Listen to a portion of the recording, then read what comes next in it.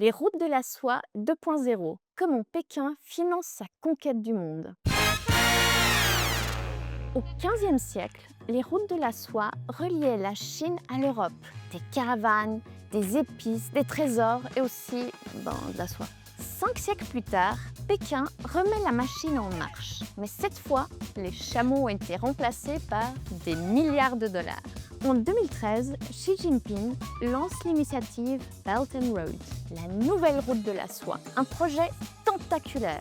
Routes, ports, voies ferrées, pipelines, câbles internet, reliant la Chine à plus de 140 pays sur tous les continents. Objectif officiel, stimuler le commerce mondial. Objectif réel, étendre l'influence chinoise. Pékin prête, construit et finance en yuan.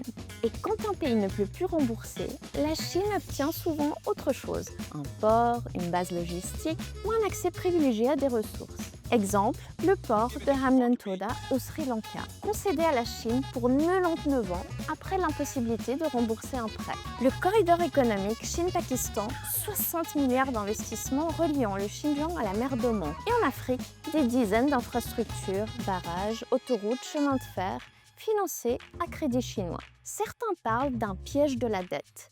Une diplomatie où les prêts deviennent des leviers de pouvoir et des étaux pour les dirigeants étouffés par la dette. Pékin, de son côté, parle de coopération gagnant-gagnant et de développement partagé. Mais les chiffres parlent d'eux-mêmes. Plus de 1000 milliards de dollars investis depuis 2013 et une influence économique qui s'étend de l'Asie à l'Afrique jusqu'à l'Europe du Sud. Le monde emprunte, la Chine déroule.